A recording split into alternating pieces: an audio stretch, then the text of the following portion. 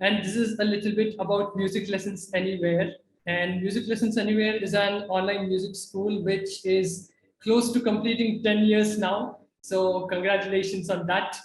And they provide music lessons in different domains of music, not only music theory, but also singing, songwriting, music technology, production, homeschooling music in over 40 countries. So kudos to that and congratulations to all your efforts. And this is a little bit about me. I'm Kshiteissh Bharadwaj, and I have become a finalist, and I've also won national level quizzes at the collegiate level. And right now, after my exams conclude in June, I'll be an electrical engineer as well as LMS now. So this is a short presentation that I've devised to share all that I've learned in a very brief way with you in the LMS You can find me on YouTube, and I have two YouTube channels. That is Heythereabaadi Rock Stars and Heythereabaadi. So if you just look for these on YouTube, I request you to kindly like, share, and subscribe to my videos and my channel. Thank you very much. All right, so this is a brief overview of what we're going to look today. To all of those who are a little bit older from the 2000s, this is a Matrix reference with all of them very cool glasses here. So these are the Neos, or the ones, or the main heroes who were responsible for major disruptions in different eras of Western classical music as you know them today. It's not that Stravinsky could not wear sunglasses, but he looks more elegant with a panne instead. So we will be looking at Baroque, classical, romantic, and modern eras in today's presentation. This is followed by a quiz on all that you have learned and all that you will be noting down during the presentation. So be ready for a quiz too. Okay, then diving in, we have the Baroque era. As you can see, Baroque era was one of the largest eras in music, which spanned around 150 years, 1600 to 1750. The Baroque era was something which followed the Renaissance or the rebirth. And during the Renaissance, people in Europe and people in all the European countries, they had a sort of rebirth in music, in philosophy, in science, and the general way they looked at the world, the 1400s and the 1500s. And right now in the 1600s, that perspective did not stop. We had people still questioning the norms, still questioning natural phenomena. And that is what gave rise to Newton's discovery of gravity, which also, by the way, happened during a pandemic in the Baroque era. And then we had Shakespeare, who wrote many of his masterpieces, though he lived only till 1606, only 6 years into the Baroque era. But then we have his Hamlet, which is a kind of revenge story, and it taps into fantastical themes as well. And then we have Grandpa Bach, who gave us God's voice and practically did everything, laid the foundation of modern musical history as we know it.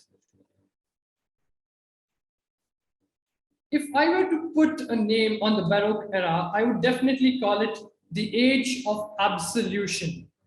Now, why is this the age of absolution?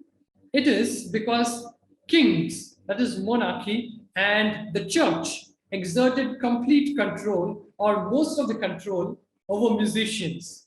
Bach was a church musician. He was also a royal musician. The king you see in the portrait here is Louis XIV of France, who is also known as the Sun King. Now, he is particularly remarkable because he had the longest reign of any monarch in recorded history. And he was a very royal king. He waged wars, and he also developed music in France. He was a great patron of music. Jean-Baptiste Lully was one of the famous court musicians at his court, and that is someone whom we will be looking in the slide further. Baroque era, if it is characterized by anything, that is ornamentation and extravagant detail. There is a lot of detail in Baroque paintings, Baroque architecture, and Baroque music. What people wanted to do was to utilize space. And if you look at that in a musical context, then space between two notes is basically utilized using ornamentation. If you're holding over any note, if you're singing a really long note, or if the harpsichord is playing a note, then usually in the Baroque era, it was a practice to introduce some kind of ornament. So in a Baroque score or in a Baroque piece, you might hear a lot of ornaments, and in the sheet music, you might see a lot of ornaments like mordents, trills, and appoggiaturas. And then we have some of the major musical developments during this era. One of them was the modern orchestra as we know it. This was the very first time when people combined woodwinds and strings on a large scale together to form the basis of modern orchestra as we know it. One of the first orchestras, again, was formed in the French court of Louis XIV, and that too was formed by Jean-Baptiste Lully. And then we have important developments in music theory as we know it. Once you study music theory on a deeper level and on a more advanced level, you will come across terms like tonic, dominant, and subdominant, along with figured bass and its realization. These numbers that you see here constitute something called figured bass, which is the practice of elaborating harmony over one single note given in the bass. That is why it is known as figured bass. And then here the numbers, Roman numerals you see, are different indications of harmony and chord patterns. So much of chord theory and figured bass evolved in the Baroque era. Jean-Baptiste Lully. He was one of the most important composers of the middle Baroque era in the French court. Though he was Italian, he was born an Italian, he slowly made his way into French imperialism and there established himself as one of the most important and one of the most powerful composers. Lully and the 24 violins refers to the orchestra of Louis XIV, which included 24 violins at that time, which were divided into different parts. We had alto violins, we had tenor violins, we had violas and cellos. And then Lully took charge of the 24 violins, he conducted them, and he further expanded them to create what was the largest orchestra in Europe in Baroque era. It was a pride of the French court, and the English had the chance to witness this, and the English court soon copied what the French were doing, but they couldn't match forces, instrumental forces of the French, because they also had the grand equestrian ensemble, which consisted of woodwinds. And then Lully combined these woodwinds and strings to create a really huge and powerful orchestra. Te Deum is one of the grand motets and one of the most important compositions of Lully. And when I say it's a grand motet, this is particularly a French invention. And this was mainly composed during the Baroque era. So this was one of the gems that Lully had come up with, and he had composed this to mark the christening of his own son, Louis Lully. And it was published around 1684. But what is remarkable about this composition is, even though it was one of Lully's masterpieces, it also brought about his destructive end. That is, Louis XIV, the king who had employed Lully, once fell sick. And to mark his recovery from this prolonged illness, Lully started to rehearse Te Deum with his orchestra. And during the rehearsals, he conducted the orchestra so violently that he hurt his foot and developed an infection and died due to that infection. So it is one of those dramatic Baroque era events where you conduct an orchestra so passionately that it ends up killing you. Now we come to the classical era, which is known for its particular simplicity, and its hero is, as we know, Mozart. The classical era, if I were to put it this way, is mainly the era of revolutions. Many revolutions took place in the time frame of 1730 to 1820 that was shown to you. The French Revolution, the American Revolution, and the Industrial Revolution, which was an effect of Benjamin Franklin's discovery of electricity. The Americans won independence. The French, they overthrew imperialism and established their government as we know it. And rest is history. Then we had Mary Wollstonecraft, who is the mother of Mary Shelley, the author of Frankenstein. Mary Wollstonecraft was also a very famous author herself, and her book, The Vindication of the Rights of Women, is considered to be one of the earliest works on feminist philosophy and about women's rights. Then we had Mozart, whom you see here as a cute little baby in this portrait, and he's mainly known for his operas. So some of his famous operas include Don Giovanni, The Magic Flute, and The Marriage of Figaro. What Mozart himself also famously said was that particularly he was an opera composer and only composed concertos or symphonies in his free time. So that is why he's known for his operas today. The classical era was the age of enlightenment when we had many different philosophies, especially from New Age philosophers like Rousseau and George Washington, whose seminal ideas were very important in their country winning their independence.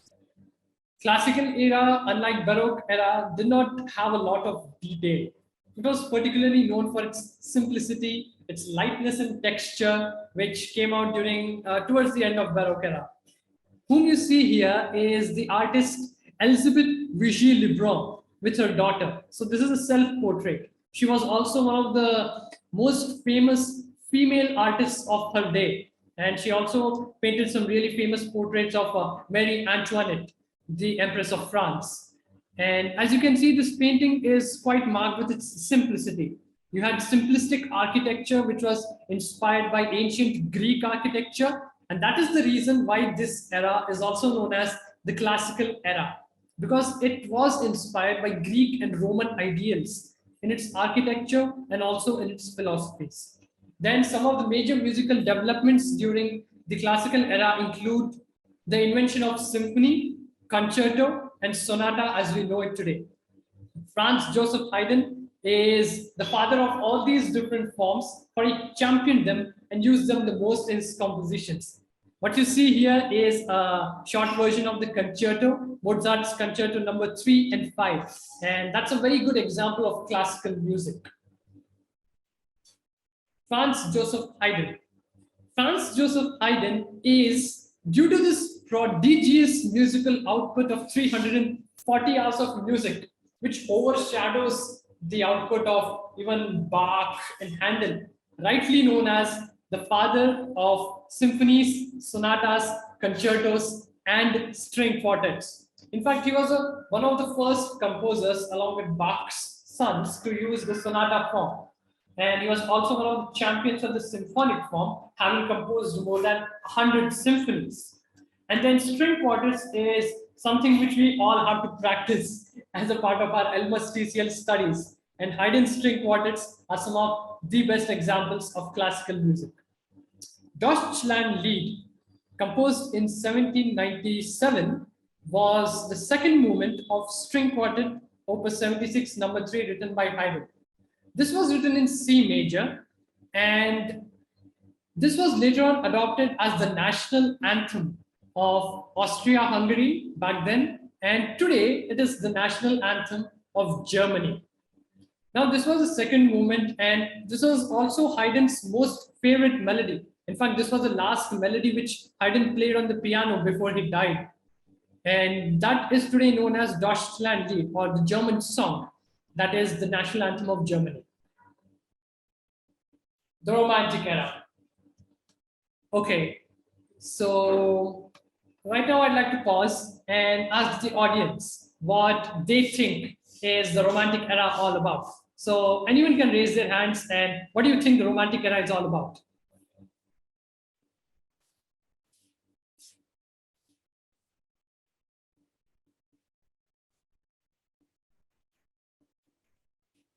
So would anyone, oh, all right, you may go ahead, Tracy, ma'am.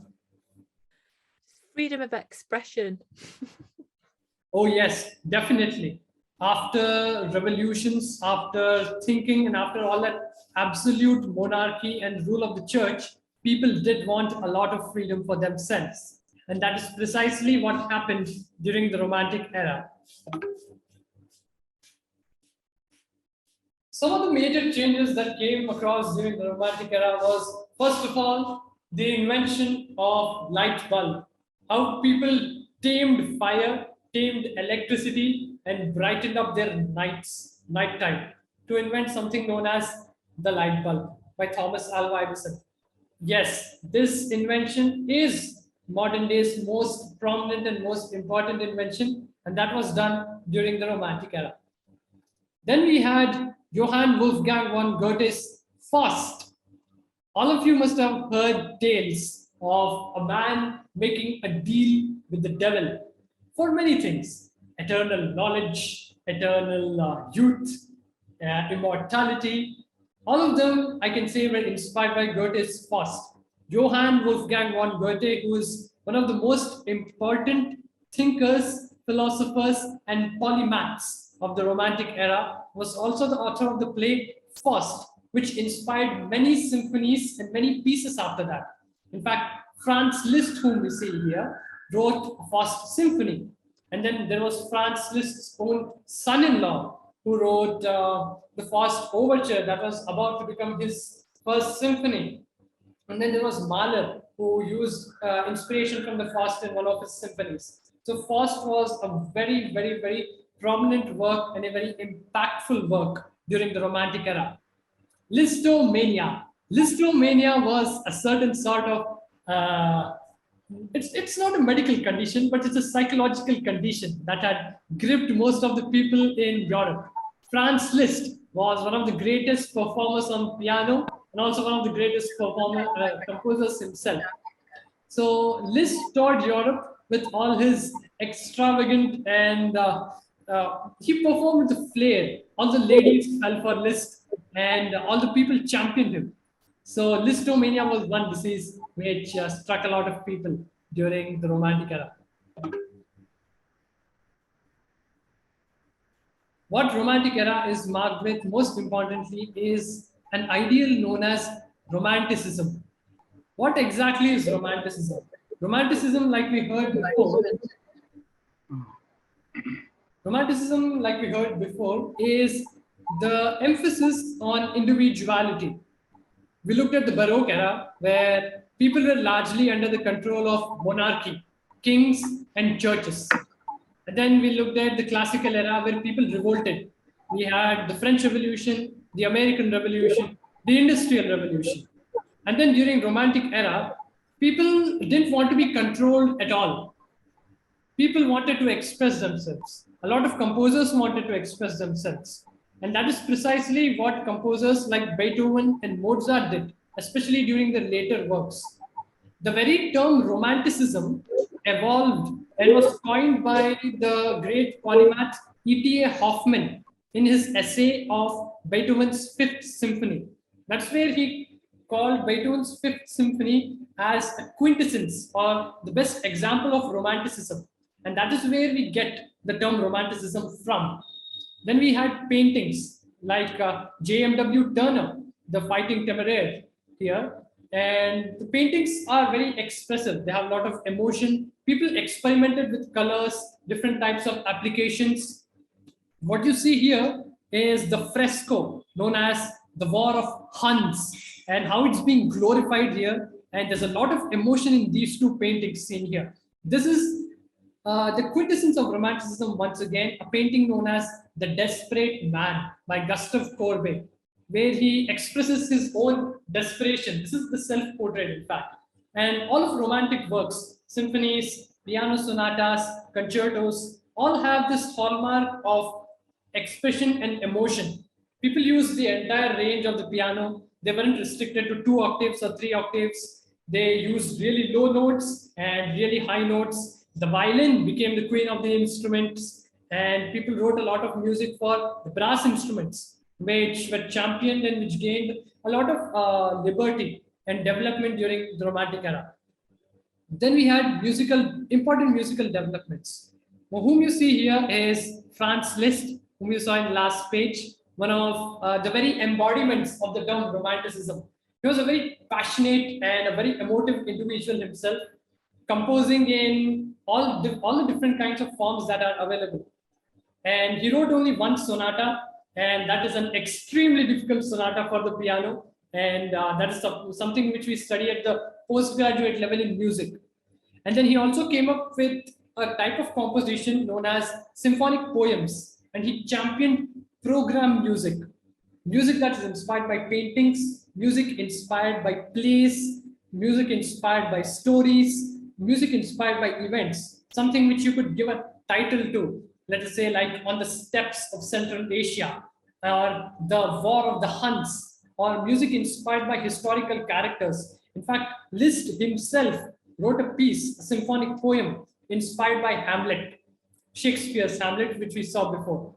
And then people started to use chromaticism very freely. This was about emotion. So why should people stick to rules? Yes, people did follow rules, and after that they also shifted a little bit towards individual expression, and that's where chromaticism came in.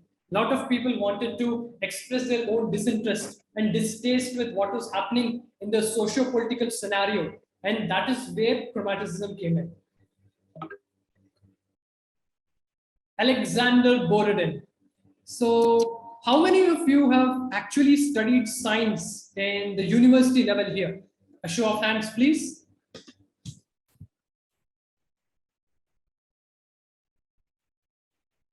Has anyone studied science or chemistry in their university?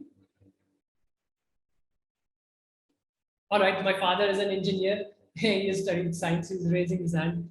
And that's precisely what Alexander Borodin also did. He was a very famous doctor and also a very famous chemist.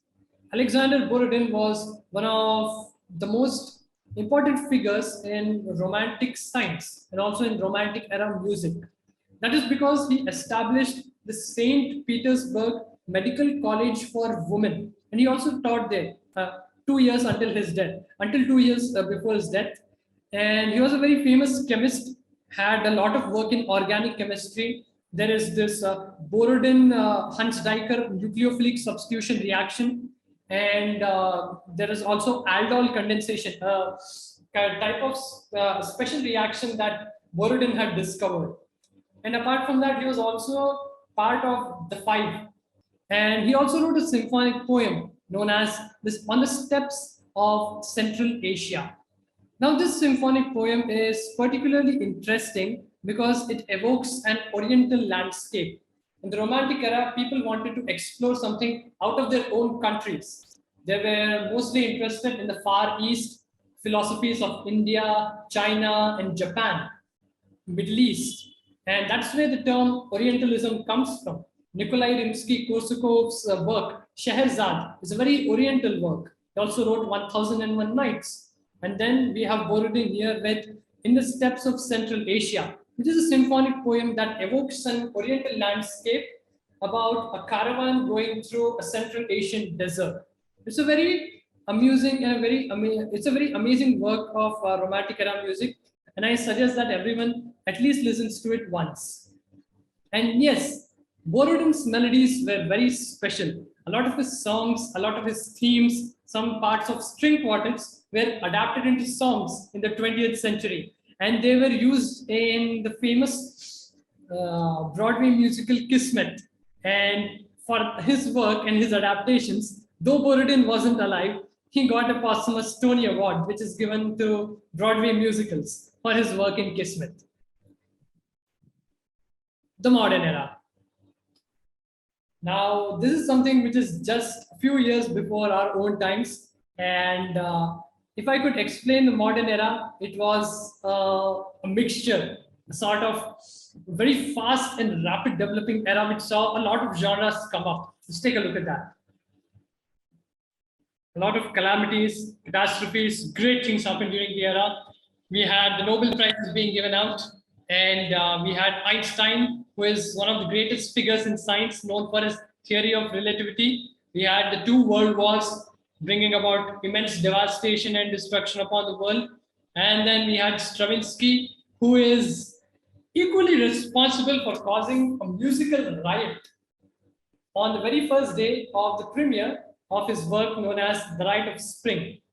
Now, The Rite of Spring was a very different work. It had a lot of revolutionary ideas which Stravinsky introduced there. He put two chords together, and then he had these wild rhythm going on, and then it was also ballet, so people had visuals to go along with that, and many people were shocked when it was first presented to the world. It was about this ancient pagan Russian rite during the spring in which a virgin girl is sacrificed to satiate god of spring. And towards the end, the girl just dances and dances and dances and until she just dies. So people saw that choreography and all of them were shocked. Even the musical part of it was so revolutionary. That's what caused a musical riot, and that is the rite of spring. If I were to put one word to describe the 20th century, that would be phantasmagoria or phantasmagoria. What does phantasmagoria mean? Phantasmagoria means a series of very rapidly moving pictures or a very rapid and it's a very rapid event which leaves you exhausted. And it consists of many elements here and there going on, and you aren't able to pay attention on one single element at a time. You see here Picasso's paintings, there are so many elements in it. Picasso used cubism, and he was also one of the greatest champions of art. In fact, Picasso was one of the best friends of Stravinsky, having developed the costumes for the Rite of Spring. He also made a caricature for Stravinsky during one of their conversations. You had the world wars, people fighting wars over politics and over different issues in the world. You had rapid advancement, technology and science. Man went to the moon during the 20th century. We had rockets being launched. We had technology, things like ovens, refrigerators, cookers come into houses, and people using them every day. Musical developments of 20th century are immense, and there are huge musical developments in the 20th century. There are many genres that came about. We have jazz, rock, hip hop, folk music being given importance, and then there was serialism on an advanced scale, and then there were a lot of chromaticism which branched out later into serialism and usage of 12-tone rows, and you had development of electronic musical instruments. What you see here is an instrument which you play without touching, and it's known as the theremin, and it uses electromagnetic fields to generate sounds. What you see here is a small example of a usage of note row to compose a piece. So these are the major musical developments during the 20th century. Claude Debussy. Claude Debussy is perhaps the biggest change in music since Mozart. Now, why is that? If you listen to Debussy's music, it's completely different from all that happened in the Romantic era, which was just before the 20th century. There are different harmonies. Debussy has totally deconstructed form, and all of his music, if it were to be attributed to one single word, that would be organic. Debussy's music is a perfect complement of nature, and it's in fact inspired by Debussy's study and observation of nature, his reverence of nature, and all of that can be summed up in one word, and that is organic music. Music in the form that came to him. He just wrote it down on paper, and that's how he made different. He, in fact, wrote an opera as well, and he wrote only one piece that can be considered as a symphony, and that is La Mer or the Sea. Though Debussy is known for musical impressionism, a term that he himself did not like. So, impressionistic effects, you had different effects of light, you had effects that gave you impressions like flowing water or blowing wind, and effects that gave musical effects that had an impression of shining sunlight, different effects of light. All of them could be captured by Debussy using instrumental effects, and that's why he is also known as one of the originators of musical impressionism. La Mer or the Sea is a tone poem or symphonic poem by Debussy, is also an example of program music, because this type of music has a subject that is inspired by the sea. And this could be considered as one of Debussy's symphonies. And it has 3 movements in it. This was one work which I had studied during my Elmer's TCL. And it describes different scenarios. It gives an impression of different scenarios at sea. In the very first movement, you have dawn breaking over the sea, and then people observing the sea up until noon, and then great waves crashing against the shore. In the second movement, you have play of the waves, how different water waves just played around at sea, and how Debussy, as an acute observer with his keen memory, wrote all that down and translated that into music. And then in the very last movement, you have an epic dialogue between the wind and the sea.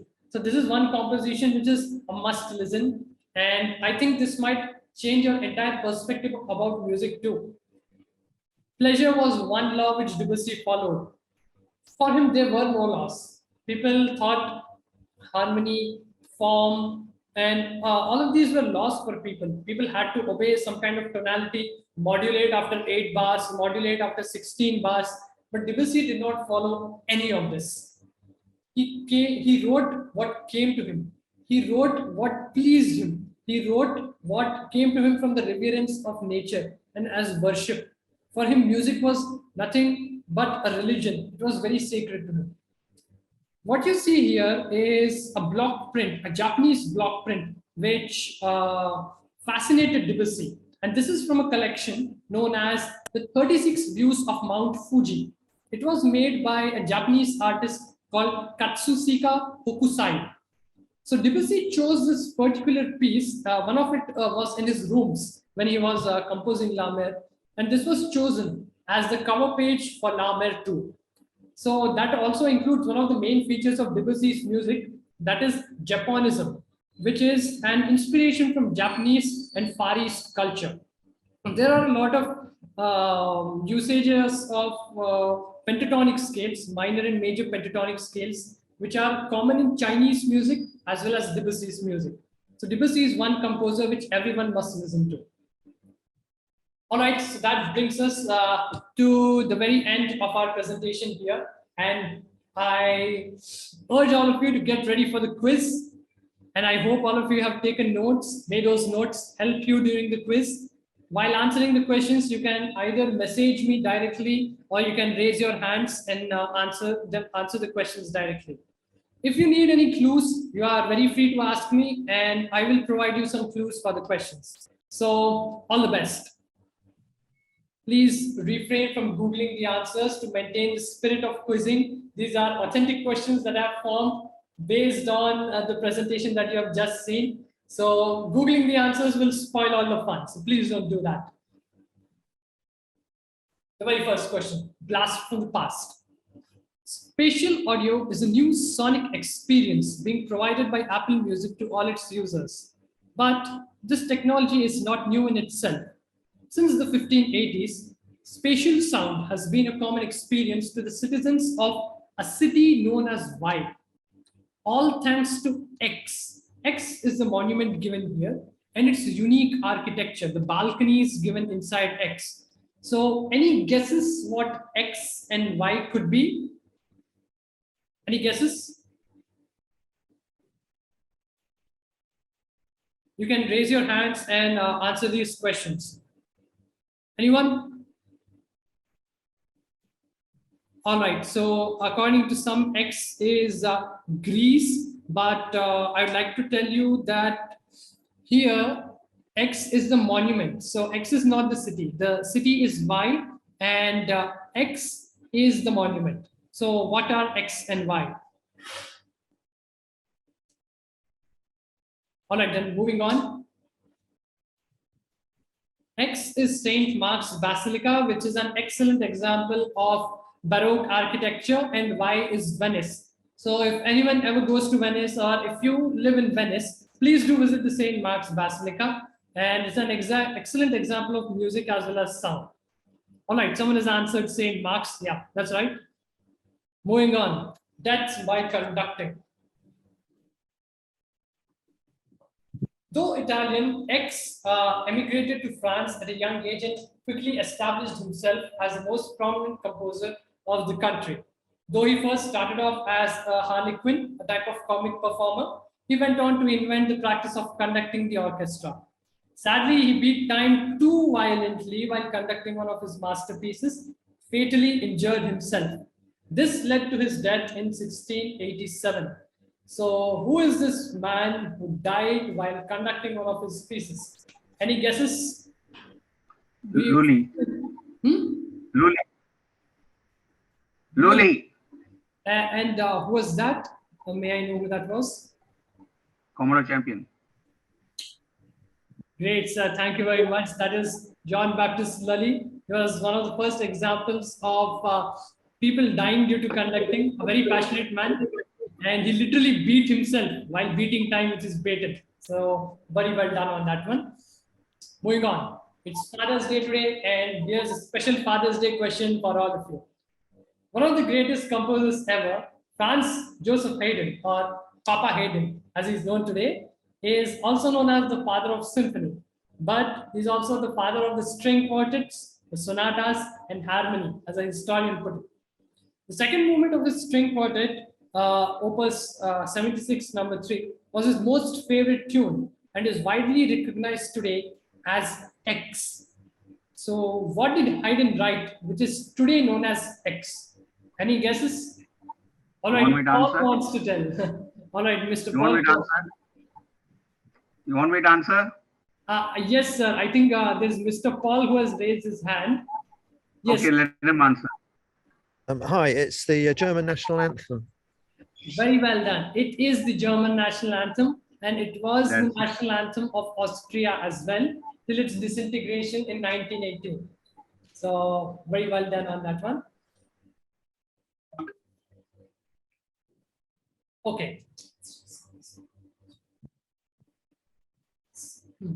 So name one significant historical event, work, or piece of art that shaped society in each era. So you're all free to write it down in the chat box. Please send your response in the chat box.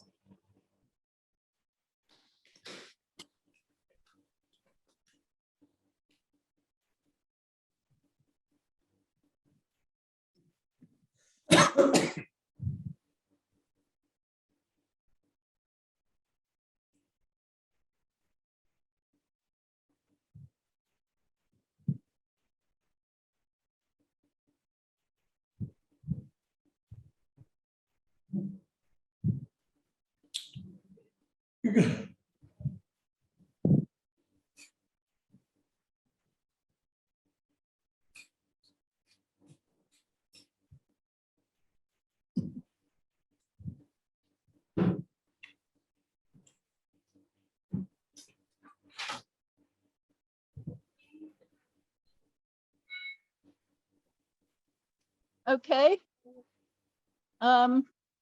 Romantic was the light bulb. Yes, romantic was just before the modern era.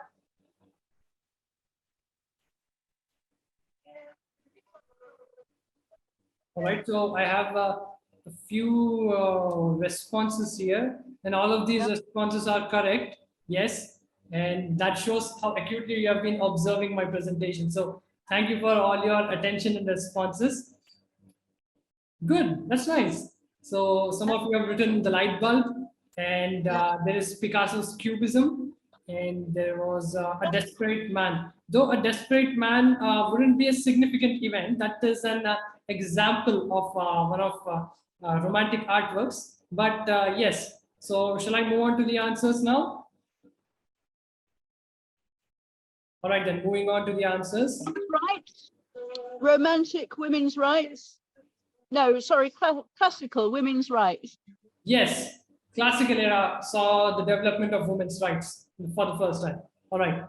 So here we have some examples. So what everyone has written here in the chat box, all of them are correct. And here are some more examples to go along the way. So, oh yeah, I said piece of art. I'm sorry. I'm sorry, Miss Catherine. The question says piece of art here. I'm sorry to have overlooked that. So a desperate man is correct, and Miss Catherine gets full points for that.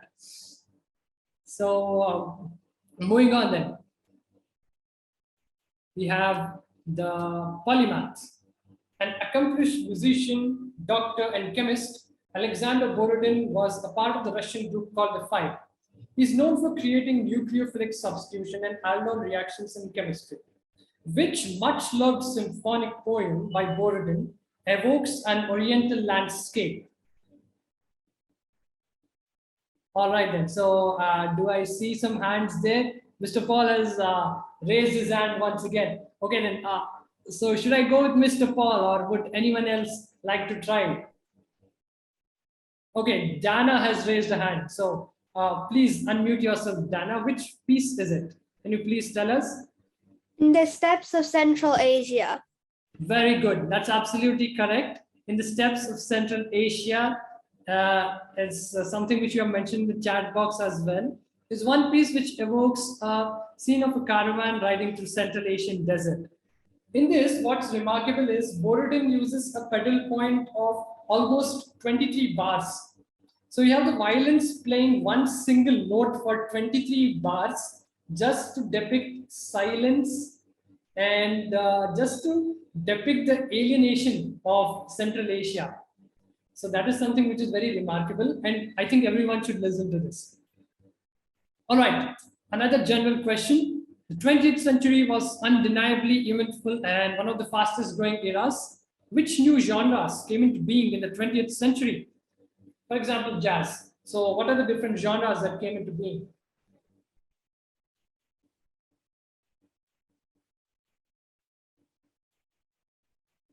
So all of you are free to give your responses in the chat box once again.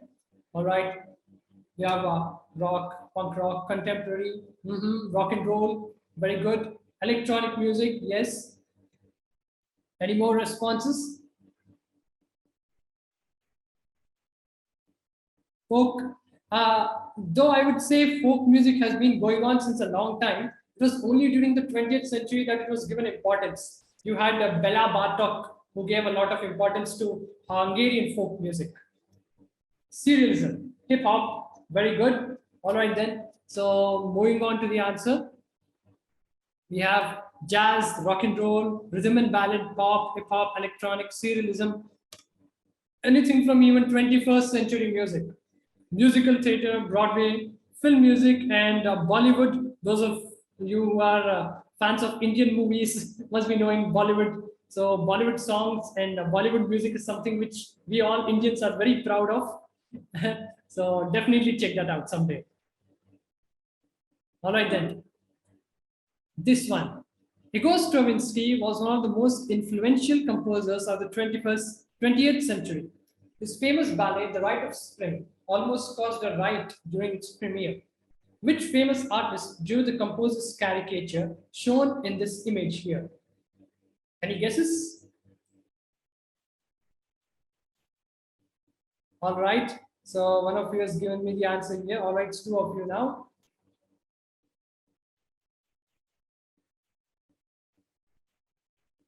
All right. So would anyone else like to try? I will go with this.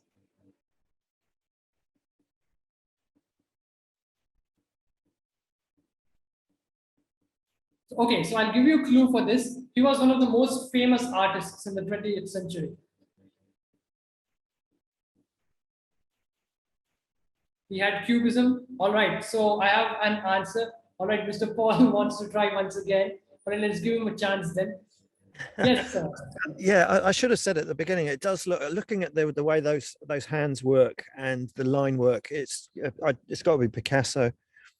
Definitely, you're absolutely right. And also, I got the answer from Tracy, Dana, and Miss Catherine. So all of you are right. It is Pablo Picasso. It's Stravinsky by Picasso.